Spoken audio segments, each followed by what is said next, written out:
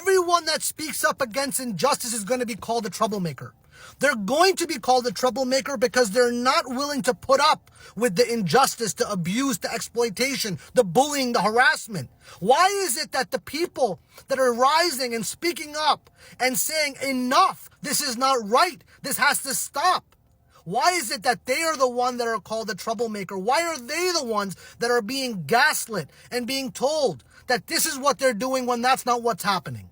Because when you challenge the power structures, when you expose them, when you actually seek accountability, they are threatened. And because when they are threatened, they need to figure out a narrative to make it stop. When they want you to stop, it's because you're on the right track. When you're on the right track, they recognize that their power structures, their position is threatened.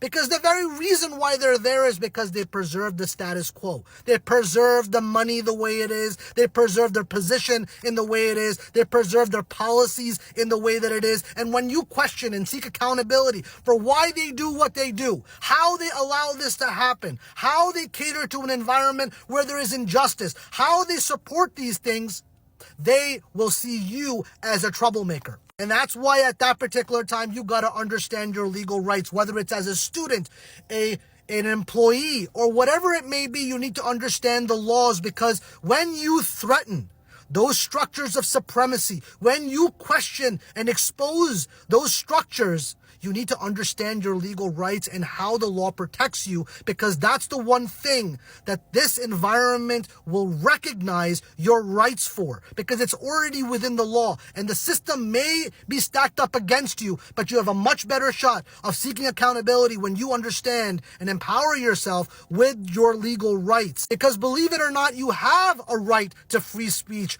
within the schools. You have a right to be treated fairly based upon your race, your gender, your national origin, and your religion. You have these rights. And if you understand how to use them and advocate for those right causes that impact your identity, that impact your human rights, then those particular institutions that are looking to preserve supremacy, when they're looking to preserve the injustice, are going to be challenged, and you're going to be able to hopefully seek justice, not only on your behalf, but also on behalf of so many other people just like you.